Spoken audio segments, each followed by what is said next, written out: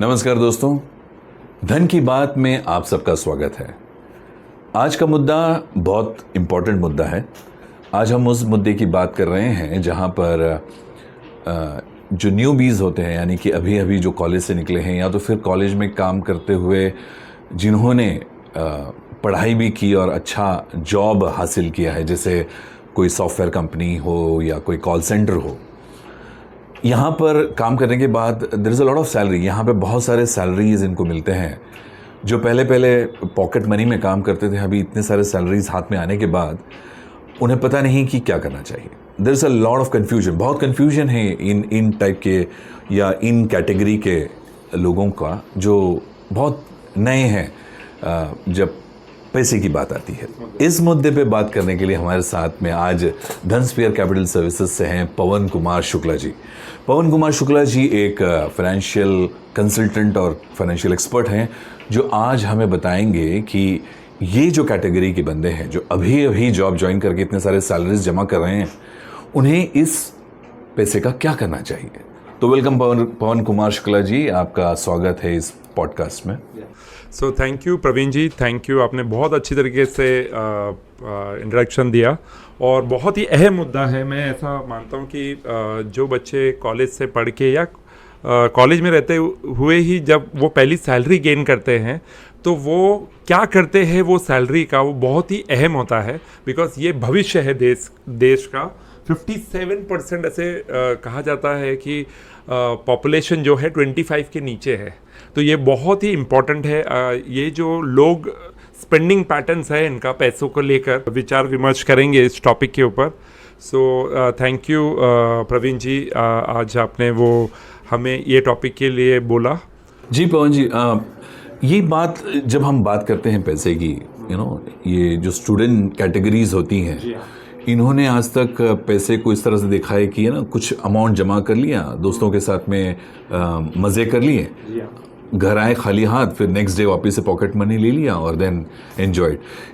Eight ए stretch जब ये college term से बाहर निकलते हैं और उन्हें कोई कैंपस से जॉब मिल जाता है, और आज की तारीख में if it all you see the average type of salary that they take, एक एवरेज टाइप की सैलरीज जो उनको मिलती है साल भर की, उनकी CTC होती है 5 से 7 लाख के करीब, और IT अगर हो तो काफ़ी बड़ी हो सकती है ये package, isn't it.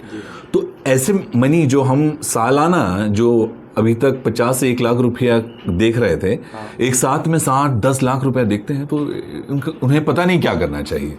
So initially आपको क्या लगता है, what is the first step, ये पहला स्टेप क्या करना चाहिए ऐसे लोग जब उनको पता है कि ये CTC इतनी बड़ी है।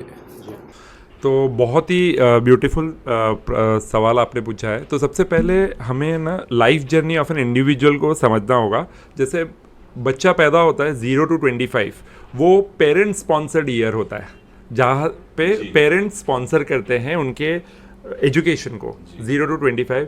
और 25 to 55 होता है वो प्रोफेशन स्पॉन्सर्ड होता है, जिसमें आपकी जॉब लगती है, और 25 to 55 में आपको इनकम आते हैं।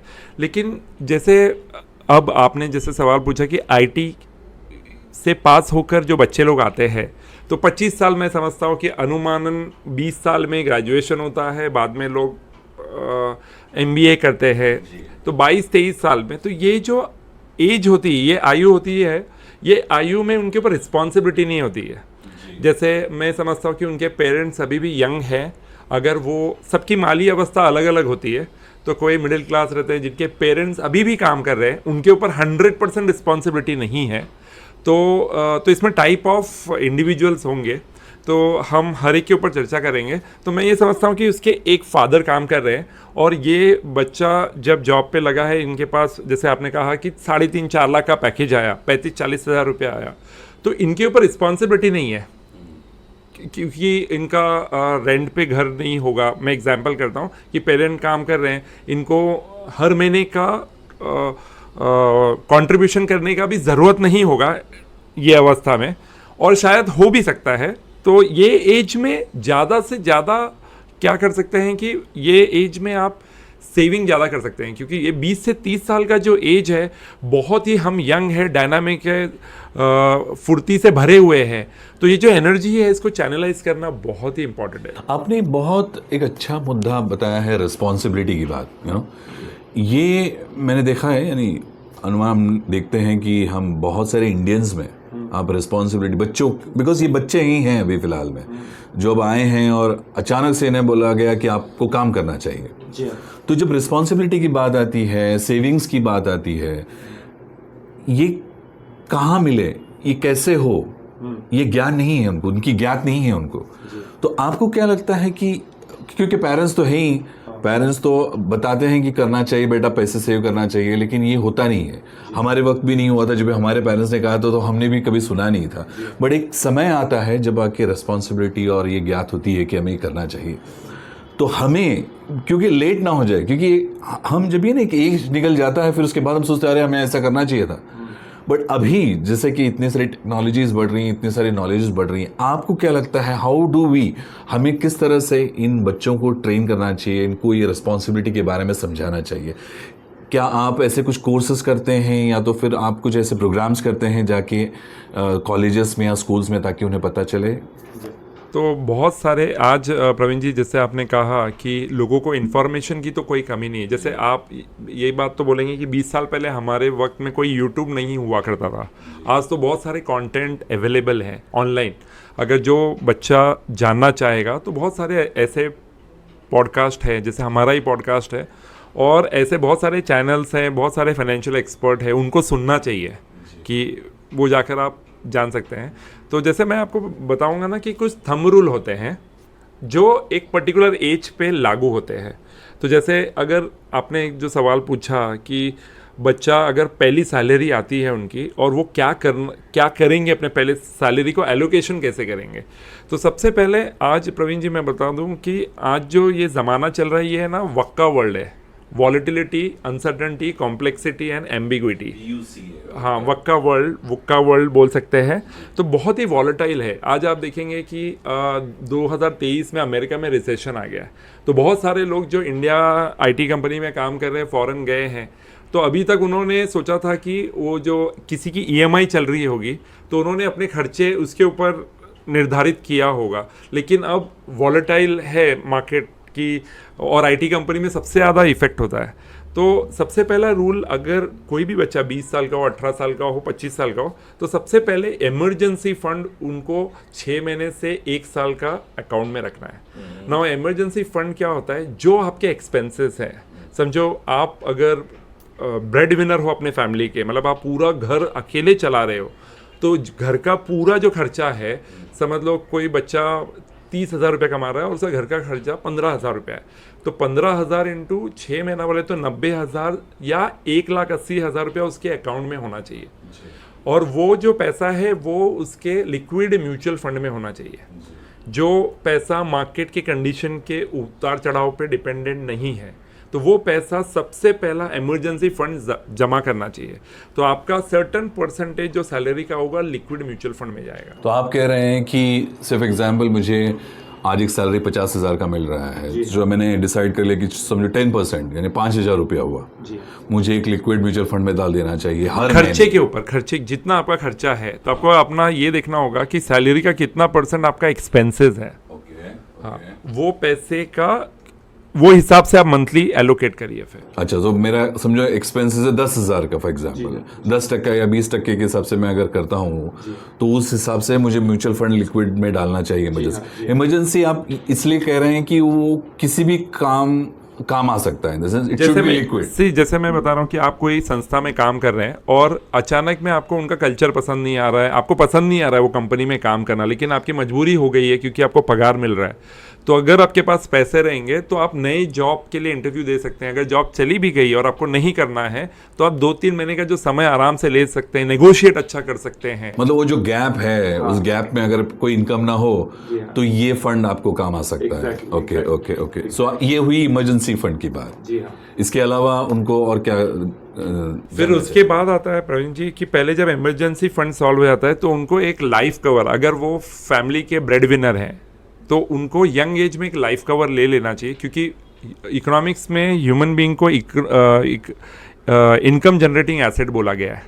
तो आपके परिवार ने आपको पढ़ा लिखा के एक कामयाब इंसान बनाया, तो आपकी जिम्मेदारी है परिवार की तरफ। अगर आपको कुछ हो जाता है तो आपके परिवार को बहुत ही नुकसान हो सकता है। और यंग एज में इंश्योरेंस बहुत सस्ता होता है, तो और आप फिट है, फाइन है, आपका प्रीमियम भी कम होगा।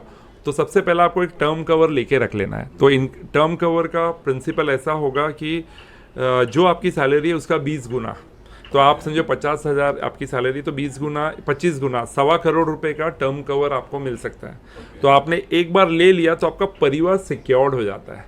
तो आपको कोई चिंता नहीं परिवार को। अगर आपको कुछ हो जाता है तो आपके परिवार जो है वो डिपेंड, मतलब उनकी अवस्था खराब नहीं होगी। ये जो आप इंश्योरेंस कह रहे हैं, इसमें सिर्फ लाइफ ही कवर्ड होती है या इनकी जनरल मेडिकल भी कवर होती है? क्या वो सेपरेट होती है? हाँ, तो मेडिकल इंश्योरेंस सेपरेट होती है। मेडिकल इंश्योरेंस सेपरेट होती है, तो उसमें रिक्वेस्ट करते हैं कि फैमिली हिस्ट्री को मद्देनज़र रखते हुए वो हिसाब से इंश्योरेंस लेना चाहिए। तो अभी मिनिमम 5 लाख का है, मैक्सिमम 1 करोड़ तक है इंडिया में, और इंटरनेशनली 6 करोड़ तक है। तो जिनकी जो अवस्था है, फाइनेंशियल अवस्था है, वो हिसाब से प्लान कर सकते हैं। तो आप कह रहे हैं पहले तो एक तो इमरजेंसी फंड होनी चाहिए, वो भी लिक्विड में होनी चाहिए। दूसरा आप कह रहे हैं कि लाइफ इंश्योरेंस, तो उसके साथ में अगर मेडिकल इंश्योरेंस भी हो साथ में, और क्या?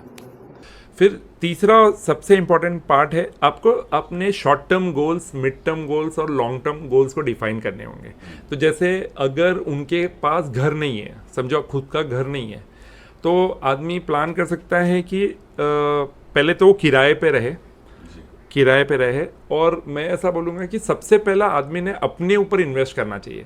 अगर कोई लड़का सिर्फ ग्रेजुएट है तो उनको मार्केट में एक एनालिसिस करना चाहिए कि कहाँ पे बेस्ट पेइंग जॉब मिलेगा करियर में, जैसे डेटा एनालिटिक्स है, कौन सा है।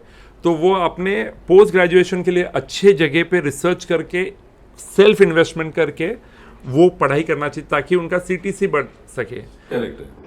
यानी नहीं, हमें अपनी पढ़ाई कभी रोकनी नहीं चाहिए। That is very very for sure, you said it right, कि हम जॉब करने के बाद इतने बिजी हो जाते हैं आज की तारीख में पवन जी, कि वो जो ज्ञान लेना या एजुकेशन करना रुक जाता है। और ये बहुत अच्छा इंपॉर्टेंट लेसन है आज की तारीख में स्टूडेंट्स लोगों के लिए, कि जितना आप ज्ञान लें, जितना आप अपने आप को नर्चर करें एजुकेशन से, उतना अच्छा है। आपने जैसे कहा कि पोजीशंस भी इससे बिल्ड हो सकती है काफ़ी अच्छी तरह से। तो ये इन्वेस्टमेंट जो आप बोल रहे हैं, जो स्टडीज़ की, आपको क्या लगता है कितनी प्रतिशत होती है, कितने परसेंटेज में इन्वेस्टमेंट्स होनी चाहिए? इसमें मतलब आपकी जो सैलरी है, एक्चुअली आप लोन भी ले सकते हैं, लेकिन लोन लेना एक अच्छा स्ट्रैटेजी नहीं है, क्योंकि लोन आपको ज़्यादा रेट ऑफ इंटरेस्ट पे मिलेगा।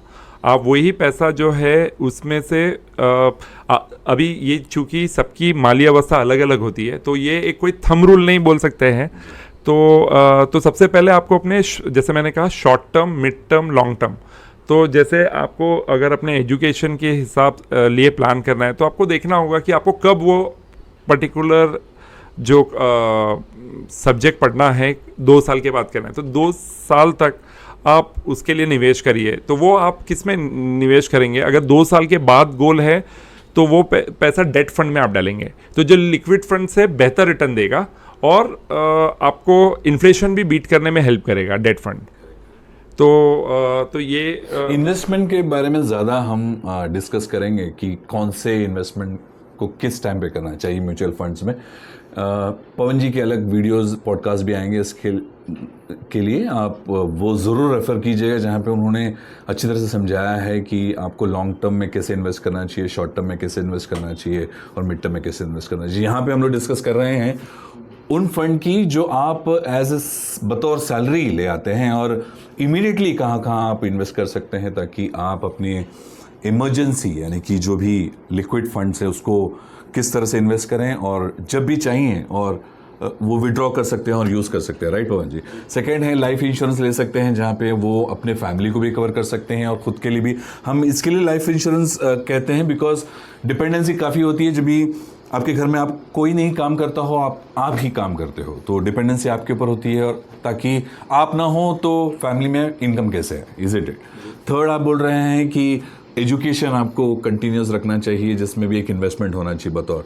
तो ये जो 3 टाइप की इन्वेस्टमेंट, इसके अलावा और कुछ आप सजेस्ट करते हैं? हाँ, तो इसमें अभी आप प्लान कर सकते हैं, अगर किसी को घर लेना है तो घर का डाउन पेमेंट करना होगा, तो उनका बजट एक सेट करना होगा कि उनको ये, लेकिन लॉन्ग टर्म के पार्ट में आता है या ये मतलब ये अगर आपका गोल 5 साल के बाद है तो वो लॉन्ग टर्म हो जाएगा, अगर गोल 3 साल के अंदर है तो मिड टर्म हो जाएगा, और साल भर के अंदर है तो शॉर्ट टर्म हो जाएगा। तो चूँकि अभी वो बंदा यंग है और वो सोच रहा है कि उसे घर लेना है, उसके पास फैमिली बैकअप भी है, और या फिर वो सोच रहा है कि मैं कहाँ पे दूर इलाके में जगह ले सकता हूँ मेरे फाइनेंशियल कंडीशन के हिसाब से, तो उसके डाउन पेमेंट के लिए वो प्रिपेयर कर सकता है। तो डाउन पेमेंट के लिए अगर समझो 3 साल के बाद घर लेने वाला है, समझो एक घर आएगा समझो 50 लाख रुपए में, तो 50 लाख में 20% आपका सेल्फ कंट्रीब्यूशन होता है, ओन कंट्रीब्यूशन, तो जिसका आएगा अराउंड 10 लाख रुपए। तो 10 लाख रुपए के लिए टाइमलाइन के ऊपर 5 साल का गोल रखें, तो 5 साल के हिसाब से आपको कुछ मंथली इन्वेस्टमेंट करने के लिए आएगा। तो वो आप एक SIP में एक फ़ंड चालू कर सकते हैं जिसका नाम आप देंगे down payment fund for buying house.